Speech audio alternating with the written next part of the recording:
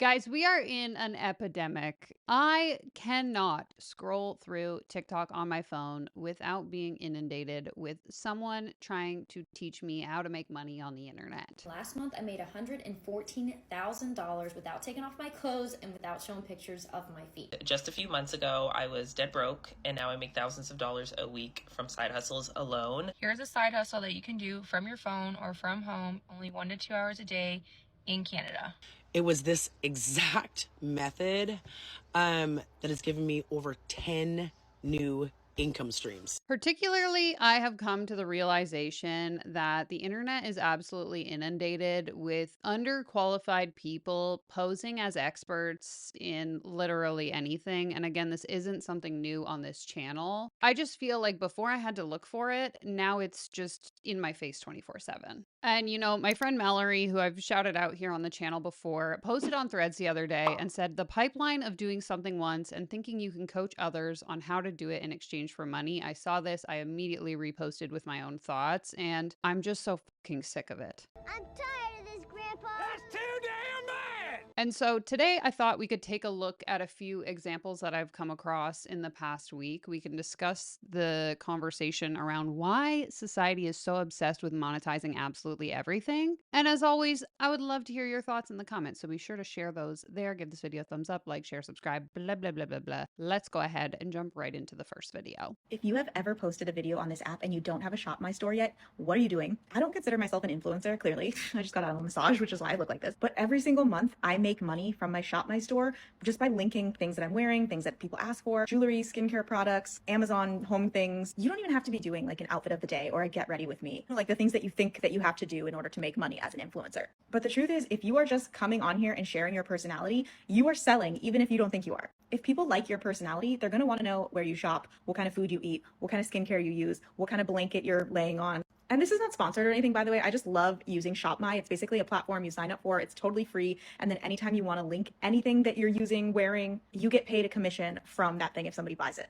It's also extremely easy to use. You don't have to have a lot of followers to start making sales. And one of the coolest things I think is that even as a small creator, you can message with brands and like ask them for giftings. And a lot of them say yes. Giftings are just when a brand will send you like free product and then you can decide if you want to share about it or create content about it. So if you're like a newer creator and you love posting to social media, but you're like, how the F am I going to monetize this when I have a small following? This is the sign that you need to get a ShopMy account. If you go to the link in my bio and then scroll all the way to the bottom, there's a link to sign up that will also give you 10% additional commission on, I think, your first 6 months. And oh, if you want the link to the top that you were asking about, it's also in my ShopMy linked in my bio. Okay. I understand this woman isn't benefiting from sharing this information. I just personally find this to be incredibly misleading. And please, if you are an influencer or a content creator, share your experience in the comments. I don't personally use Like to Know It or ShopMy, whatever she was recommending. I have an Amazon storefront, and I will actually pop it up on the screen here, how much money I've made as an Amazon affiliate in the past year, because it's not very much. And like she indicated in the video, I don't make specific content that says, hey, buy this thing. And so perhaps the creators who are doing that might be able to make a significant amount of income through Like to Know It, ShopMy, Amazon affiliates, etc. But if her whole shtick is that You can just live your life and people will aspire to buy the things that you're using. I don't really think that that's a sustainable suggestion as a recommendation of How to make money online. And keep in mind, this particular creator is a course seller that sells courses on how you can get rich selling a course. So I just think that that context is really important here. Okay, so I have two storefronts. One is American and one is Canadian, just because that's where the majority of my audience is. And as you can see on the screen here, since January 1st of this year, so nearly 5 months because it's almost June, I have made a whopping total of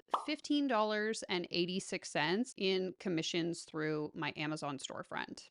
Similarly, if we go to my Canadian shop, you can see here that since January 1st, I have made, again, a whopping $15.15. So again, is there anything inherently wrong with her telling people to sign up to become a Like to Know It, ShopMy, Amazon affiliate, etc.? No, not necessarily, but it's really just the impression or the illusion of, If you do this thing, you can make money and monetize your audience. when the reality is, unless you're going to, again, create specific curated content like the TikTok channels that do Amazon must-haves, which honestly could be a whole video in itself, I don't think you're going to make a significant amount of income that allows you to build a business online.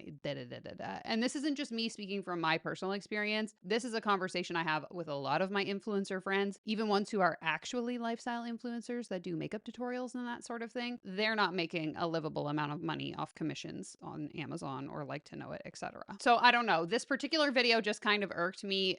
A, knowing that this person is a course seller that sells courses on how to make courses, but B, really just the misleading approach to how this is so easy and so accessible and anyone can do it, because I think that that really is something that we see perpetuated across this make money online industry, is people oversimplifying the process of what actually goes into being able to make money online. And it's actually funny because I got into a conversation with someone inside a Facebook group that I'm in the city that I live in, and I'm not going to share screenshots of the specific group just because I don't want it to come back to me and I'll get kicked out. I have a lot of fun in there, okay? But essentially, someone made a post looking for ways to make a little bit of extra side money, and naturally, someone commented saying they were a business coach that teaches people how to make digital products and sell them and make all this passive income. And of course, I couldn't help myself but to reply. And because this is something I personally wrote, I will pop that up on the screen. So my response effectively said, just keep in mind that in order to sell digital products at a sizable volume, i.e. to actually make income that will be notable or significant, because specifically the individual in the original post, the OP, if you will,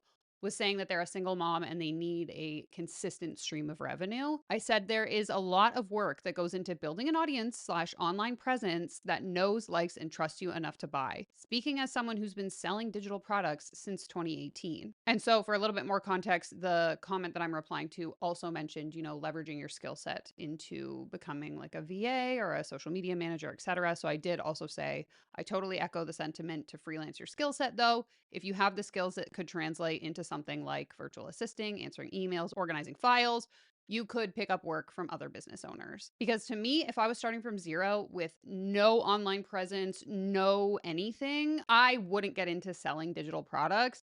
I would absolutely get into leveraging a skill that I already have. I just think that selling people on the idea that you can immediately launch a digital product and make a lot of money is misleading, much like the whole affiliate storefront situation.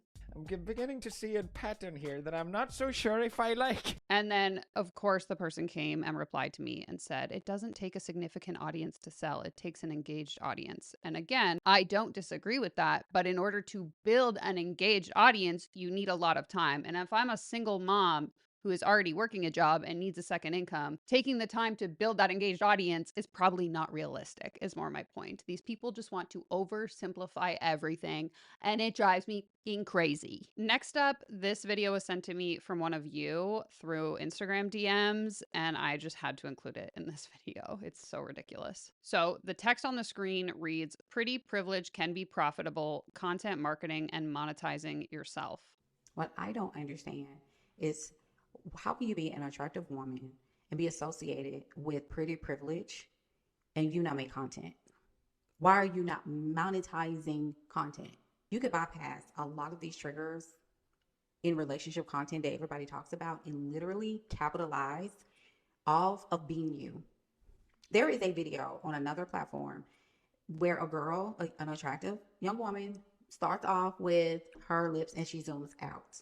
That video has 1 billion views and she's like literally getting paid hundreds of thousands of dollars a month just for being pretty. Now, if you're asking yourself, well, how do I know that I'm pretty enough? I can't answer that unless nobody tells you that you're pretty. I don't know. Okay. I thought that this was kind of interesting and very odd.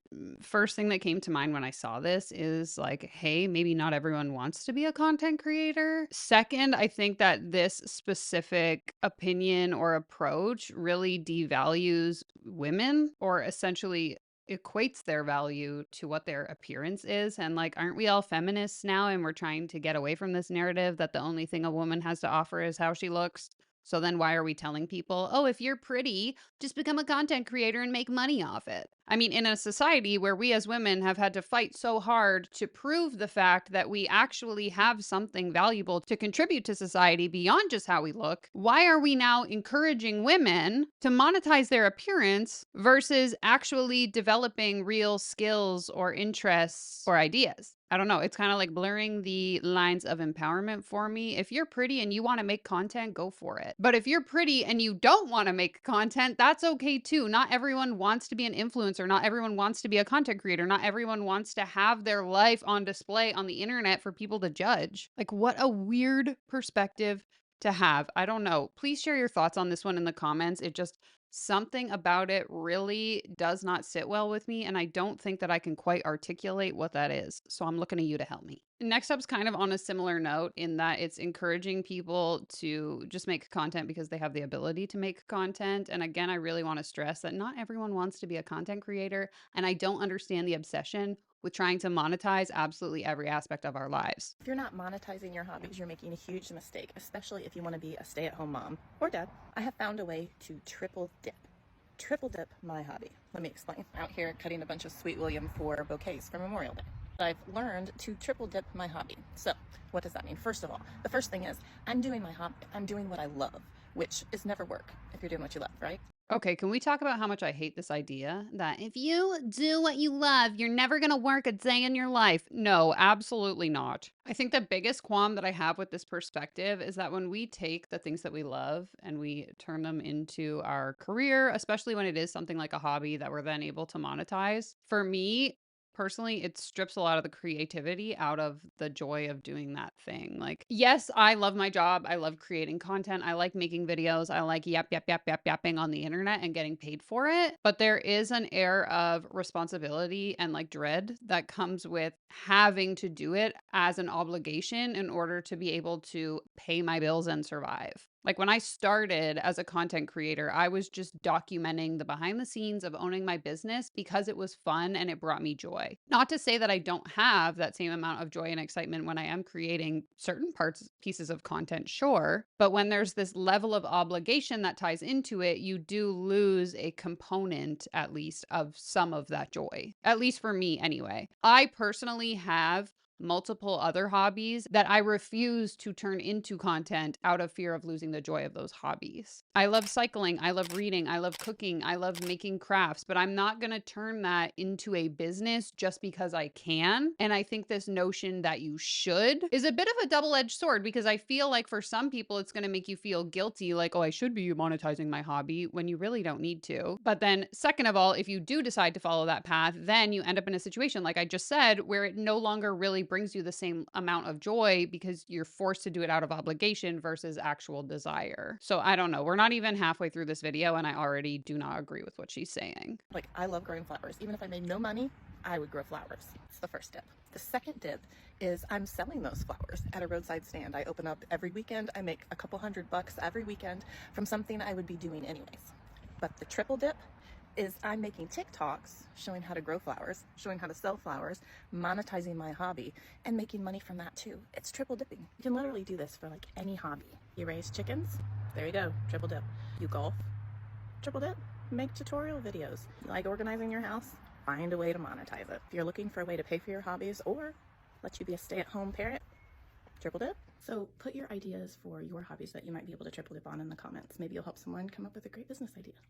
But why? Maybe I'm missing something. I just don't understand why we need to do this. Could you? Sure. Should you? Probably not. Honestly, I think about this. Some of my friends are in the like hiking content creation space. And my boyfriend and I, obviously, we both work in the creator economy. So we have these conversations a lot. But we were on a hike recently and we were joking about how if we were travel or hiking content creators, all of the different shots we would have to make, because I've seen my friends when they create this content, they have to like set up the camera, pretend they're walking up the hill, turn around, go back, grab the phone, move the phone into the front, pretend they're walking up the hill again. And it makes the experience less fun because you have to curate what you're showing on the camera. And that's not a dig at them. I love their content. I'm just saying for me, it would really take the joy out of the experience of hiking if I had to stop every 5 minutes to make sure that I get the right shot for the video. And so in my opinion, and maybe some of you can relate to this, part of the joy of having these hobbies and these things that I like to do in my spare time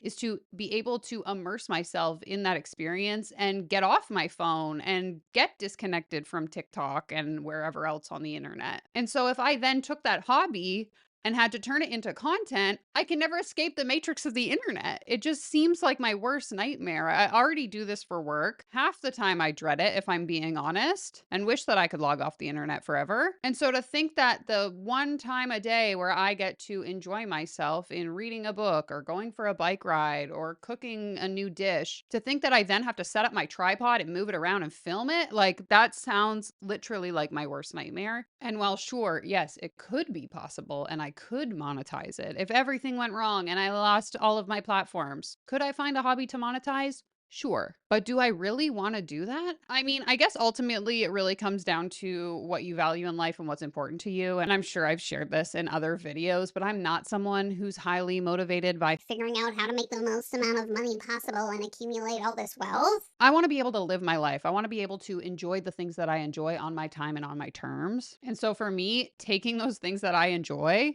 and turning them into a business sounds like something I don't want to participate in personally, but you can let me know what you think in the comments. I don't know. At the end of the day, this constant obsession with monetizing absolutely every aspect of our lives, whether it's our hobbies, whether it's our clothes that we wear, whether it's the fact that we're an attractive woman, I don't know. It kind of with us because I really think that it ties our value to our ability to accumulate a ton of wealth versus like actually enjoying our lives, as I just mentioned. When we treat every single opportunity in our lives as a business, where is the opportunity to actually live and enjoy our lives? You know, I think it kind of speaks to a combination of things, one being the incessant need for validation from strangers. And so people want to share their lives online because they want other people to think that they're living a cool life.